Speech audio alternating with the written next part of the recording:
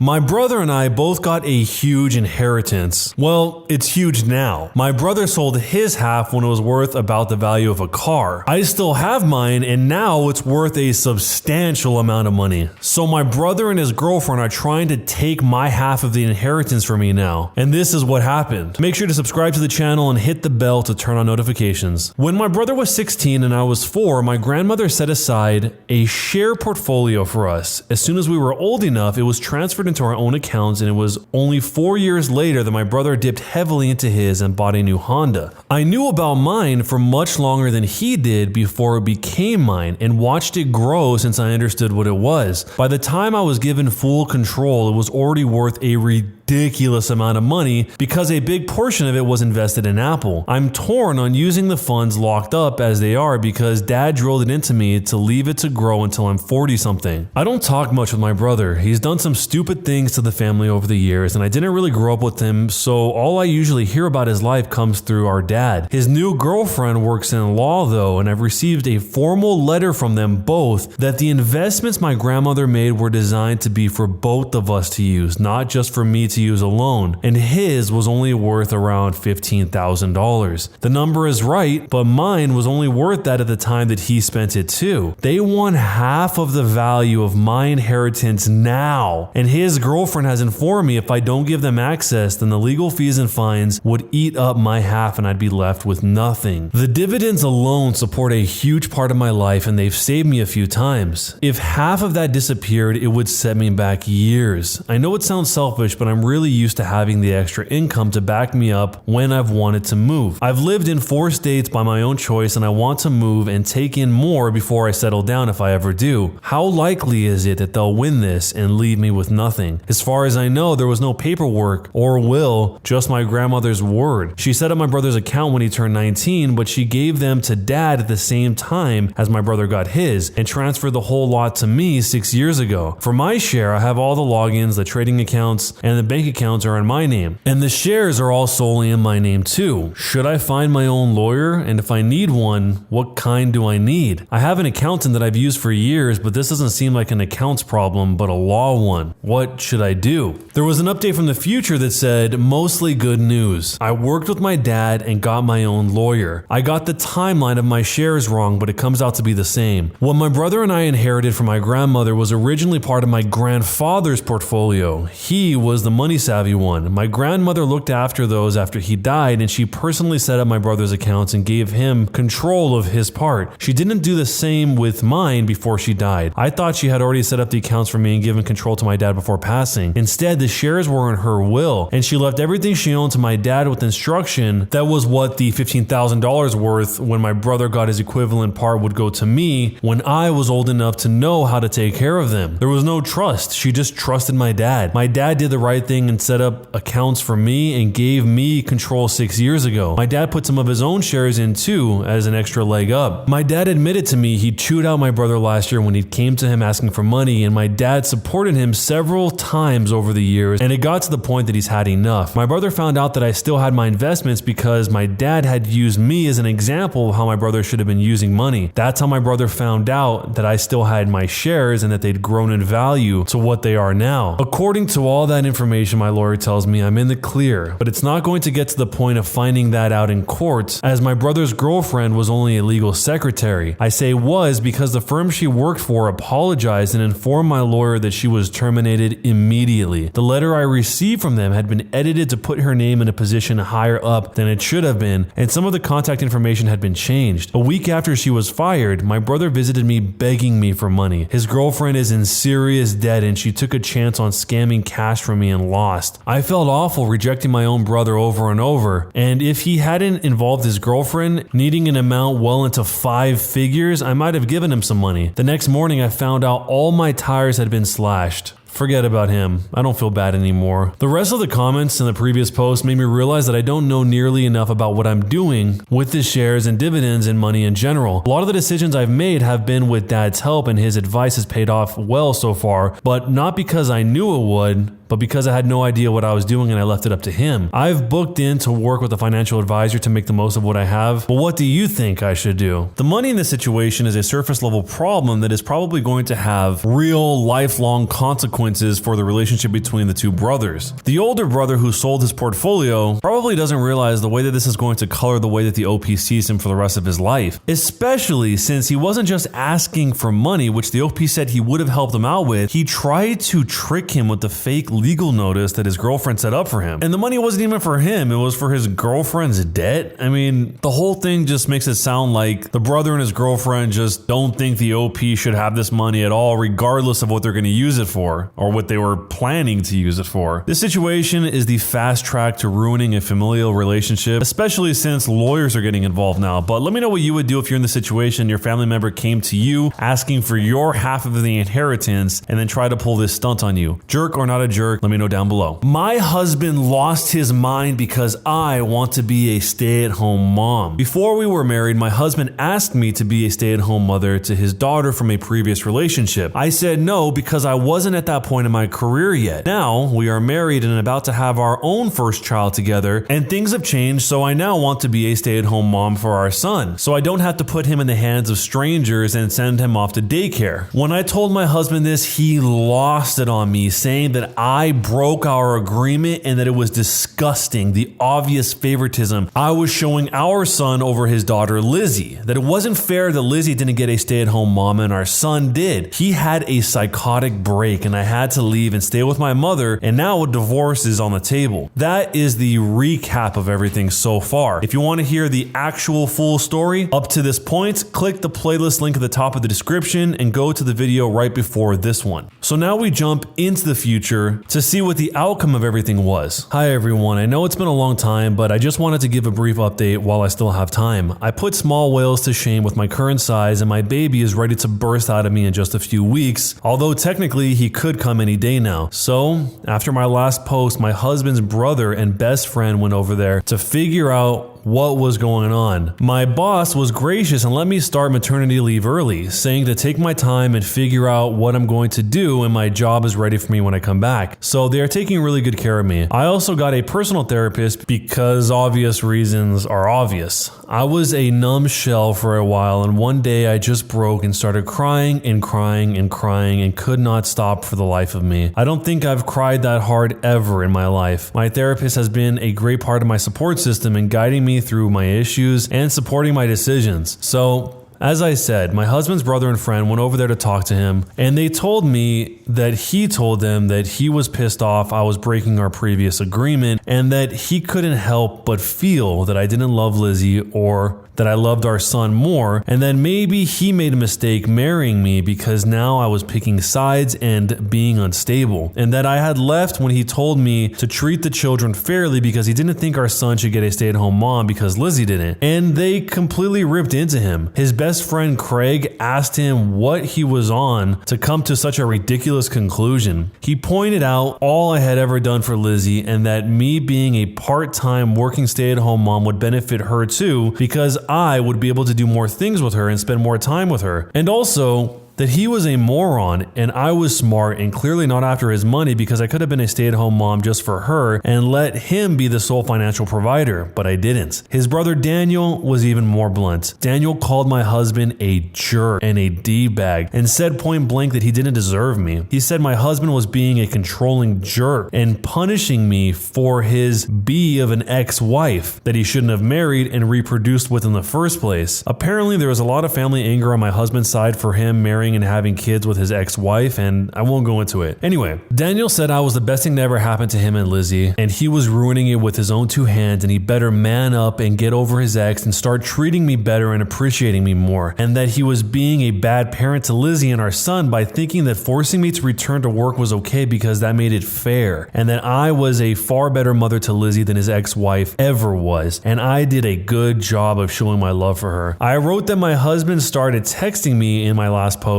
and then he started blowing up my phone, begging me to come back, and that he couldn't function, etc. He also broke my rule and said Lizzy wasn't doing well without me, which really angered me and broke my heart because I love that little girl, but it felt so manipulative. I basically told my husband that if he continues to use Lizzy as a reason I should come back, I will be filing for divorce and I will not be with someone who uses a child as a manipulation tool, and that I didn't want to be a replacement mom for Lizzy. I wanted to be his wife and have a family with him that included Lizzy. I said get a therapist and into couples counseling with me or he would be getting divorce papers because I will not have my son in a toxic, controlling environment. My husband agreed to both, saying he couldn't live without me and he knew he needed help. Our couple's therapist was great. She touched on all the issues I wrote about and tried to get my husband to see he was being unfair and controlling, and that while it was understandable he would have a lot of fear and pain from his previous marriage, it was cruel to take out his issues on me because I had never wronged him and was not his ex-wife. So why was he making me pay for what she did to him? It basically boiled down to my husband being afraid of me becoming like his ex, and that I would favor our son and hurt his daughter or love her or not love her anymore. The therapist touched on the issue of his kids versus my/our kids. She said my husband needed to keep in mind that it is natural to feel more connected and attached to a biological child as opposed to a stepchild. She told my husband that while both Lizzie and our son were his children, this was not the case for me. And not only was that natural and expected, it was okay. She asked, had I not been loving and kind with Lizzie? Had I not taken care of her? Did I not go out of my way and sacrifice for her as any other parent would do? My husband replied hesitantly, but positively to all the questions. So she then said, there was nothing wrong with my feelings or changing my mind. As long as I continued to treat Lizzie with love, respect, and kindness, then there wasn't a problem. She also pointed out that while he might be affronted because Lizzie is also his biological child, it was not fair of him to expect I feel the same love and connection to her as he did. That it was, in fact, impossible because I had not carried her, gave birth to her, nursed her, and didn't come into my life until she was already a little girl. She said there are many kinds of love, and me having this special bond with the baby and wanting to stay home and nest was not only natural, it didn't mean I had lost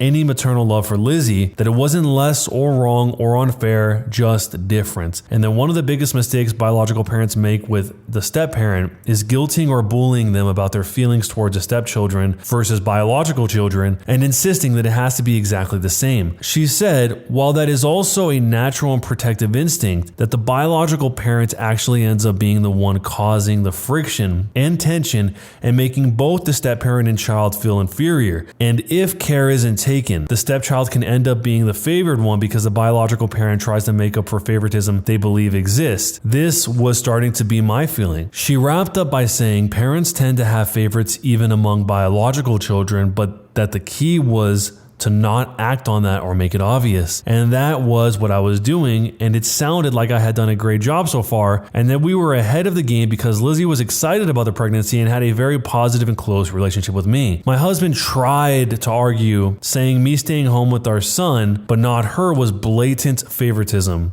The therapist countered with many of the points made in the last post. Number one, that I was not in a place in my career at that time to work from home. I would have had to quit my job at the time in order to do so. Number two, I was not in a place in our relationship to be a stay-at-home mom. I was not yet married and didn't feel comfortable giving up my financial security without being married. Number three, that Lizzie was already ready to be in preschool. She wasn't an infant, and that most people wouldn't want to give up a career they loved to stay at home full-time to a child that didn't need full-time care, and that they had no biological connection to. And lastly, number four, Lizzie wouldn't know the difference because she was old enough to know that I wasn't her mother and didn't come into the picture until she was past the baby/toddler stage, and that even small children can understand babies need more care than preschoolers, especially if it's explained calmly to them. In short, she said that the fact that I was more than happy to spend more time with Lizzie, wanted her to be in the baby's life, wasn't being territorial or aggressive about the pregnancy, and was still taking an active role in Lizzie's life were very good signs, and that we were in fact doing much better than many step families in our positions. I'm sorry to say, but my husband tried but just couldn't accept it. We tried going on family outings more and therapy, but he backed out, saying he felt that he was being ganged up on and that nobody was on his side. He simply could not see why I should stay home to work with the baby. I asked him point blank if he even wanted the baby and seemed shocked, and he said of course he did. He just wanted to make sure that his daughter got what was owed her. In the end, he refused to compromise, and frankly, I saw it as being blatantly unfair and cruel to our son to insist that he had to be put in daycare or given to a nanny, all in the name of fairness, despite both his therapist and ours explaining fairness does not always mean equality. It's like he didn't want to see how me being a stay-at-home mom would also greatly benefit his daughter. I think my husband expected me to cave. All it did was make me lose love and affection for him, especially when he quit therapy. I warned him if he did or tried to insist on having his way, I would be filing for at the very least a legal separation. I think he thought that I was bluffing because when nothing changed, I went straight to the attorney's office. He was completely shocked when I had him served. I have arranged a semi-formal custody agreement. I will keep the working from home arrangement while staying with my parents. My husband is not allowed to be in the birthing room when I go into labor. He has to stay in the waiting room. He can see and hold our son, but he will have to do it while I am there with someone else there. I insisted on this because I am frankly very afraid now of my husband and I do not trust him at all. My husband is consumed with shock and grief. His family is furious with him and completely supports me, although of course they are very upset by the whole thing. I have told all of his family that they are more than welcome to come to the birth and hold a baby. In fact, I want them there so they can supervise my husband with the baby so that he doesn't do something horrible. My husband texts and calls me constantly. He says he can't believe that I'm doing this. Why can't I listen to him and understand him? Please come back and be a family again, etc. I have told him he needs to get back into therapy and that I need to be able to trust him with our son. And that trust will only come when I see a change in his attitude regarding our son and my stepdaughter. And that I need to feel like a wife to him and not just a mom to Lizzie. I love Lizzie. I truly do. I cry every day over losing her. But I didn't marry my husband to be her mom. Although I knew that was part of the package deal, I did it because I love my husband and I wanted a life with him. Lizzie calls me often and I talk to her. I've seen her a few times since this fiasco. Her father is not allowed to talk about her to me because I feel that he's being manipulative. But I don't want to cut Lizzie out cold turkey either. I love that girl, I truly do. I've cried so many tears over her going through this. I tell Lizzie I love her very much, that none of this is her fault, and that I'm doing the best I can to make things work. I tell her I still want her to be in my life and her brother's life, and that she's the best bonus daughter and sister in the world. I've heard from my husband's family Lizzie is not taking our separation well and has even screamed at her dad for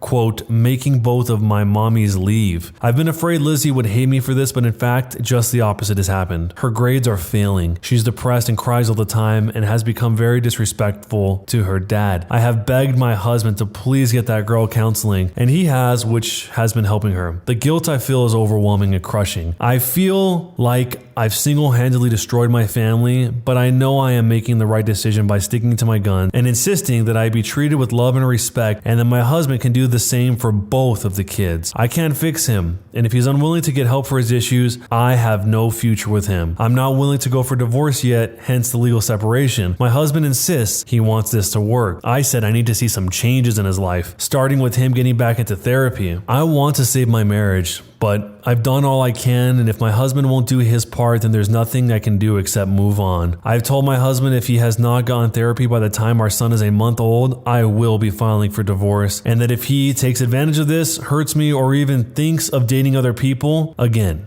I will be filing for divorce. All in all, it's a sad update, but one that is a type of catharsis for me, so I thought I would share. So in conclusion, my husband and I went to counseling, but my husband didn't want to listen. He backed out and basically said it was his way or the highway. I've now filed for separation. His family is on my side. Lizzie is crushed. I miss her every day. My life feels like it's falling apart and I am heartbroken, but I'm trying to stay strong. If my husband doesn't get into therapy in the next couple of months, or there's any more of this treatment, or he tries dating other people, I am filing for divorce. Am I the jerk? It seems like some people doubt that the OP cares for Lizzie as much as she says she does, but I don't think that's the case at all. I think she just has a different relationship with her than her son. It is sad that the husband is weaponizing his daughter to use against her, because that doesn't help anyone in this situation, and luckily the OP put down a very clear line where she knew that was going to happen and asked him not to do it ahead of time, and he still crossed that line. The whole situation seems very hard to resolve because both people have their own ultimatums for each other. The husband demands her not to be a stay-at-home mom because Lizzie didn't have a stay-at-home mom, and the OP has told the husband he needs to get back into therapy and she needs to be able to trust him with the son, and that trust will only come when she sees a change in his attitude regarding our son and my stepdaughter, and that the therapy has to have the intended effect and he can't just quit it. I wish there was a way to know you're in the good old days before you've actually left them. In this situation, it seems like they completely built their lives around each other without without knowing how the other one would react in a situation as serious as this? And the answer is neither one of them is willing to compromise. The OP sees it as, I want to save my marriage, but I've done all I can, and if my husband won't do his part, then there's nothing I can do except move on. And if I had to guess, I would assume that the husband probably thinks something equivalent to that he's done all he can do on his end, but she is being unreasonable, because both people see it from their perspective only. But the question is, how do you see it? Who do you think is in the right? Who do you think is in the wrong? And who is the jerk, if anyone? Let me know what you think down below. When you subscribe, make sure to hit the bell to turn on notifications. To finish listening to all the stories in this series, use the playlist at the top of the description. And next time you live stream, use the cream of the crop music. Search for Cream of the Stream on Spotify or whatever music platform you use for copyright-free music to use for your stream. It's free. Cream of the Stream. Either way, thanks a lot for listening. We'll see you guys next time.